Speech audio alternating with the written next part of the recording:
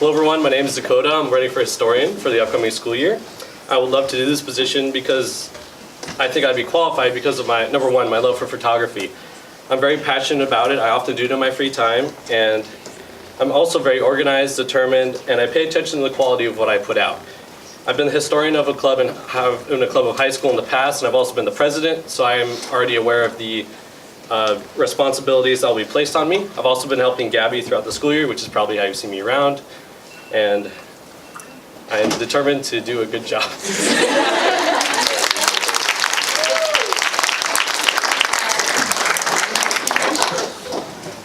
So we start off with Gabby, our parent historian. Sorry, this is really long. This year, I struggled with fulfilling a lot of tasks of being a historian due to being busy all the time because I'm a student and an employee, as well as being an officer. I have limited skills, such as not being able to edit videos, and not being educated enough with the Filipinx culture, when I'm supposed to be working consistently with the SJPE and the cultural chair to teach the Gen members about Filipinx history. If you were chosen for this position, what possible obstacles do you think you may encounter, and how will you face them while maintaining your job as the historian? That's a good question. It's a long question, but I think some possible obstacles similar to what you face would be time. It's purely time.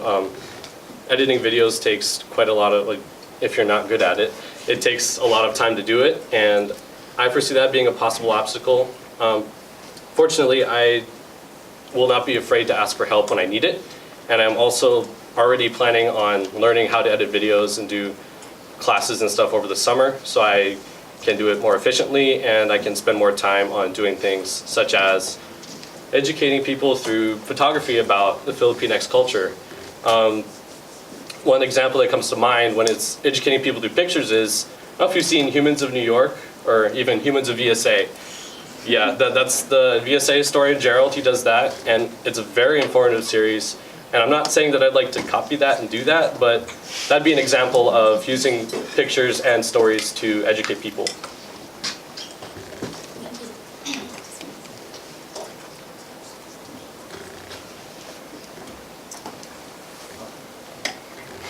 So a question from the general audience. How do you plan on integrating other members inside and outside the community and contributing to archives and legacy files of UFC? So I know that the archive files of UFC go back really far, like 6-7 years, I think. And I see, like, use an example of Gabby's camera crew this year, which I was a part of for a long time. I'd like to kind of continue that and also extend it to outside members of, like, other cultural clubs, other community members who just happen to be taking pictures. So, like, I don't know if this is okay, but like Spectator, if they take pictures of us, maybe ask them to share and also share our pictures with them and really just create a community of photographers, because each person who takes pictures has a different view on things. Like, each person has a different skill set and they see things differently, and I think putting them all together would be helpful and beneficial.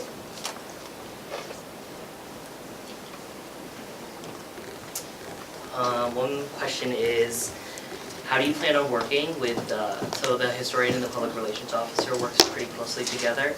How do you plan on developing that relationship and implementing new ways besides like the Humans of VSA example?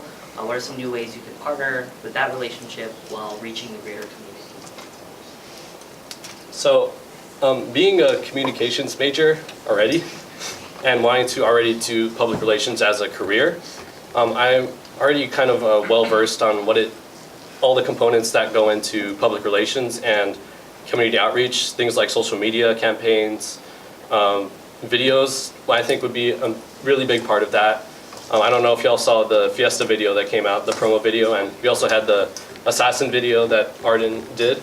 But I think that videos are a really good way to reach a really wide community and share a lot of information while still being fun and informative and visually appealing, instead of just one picture or an ad or something like that.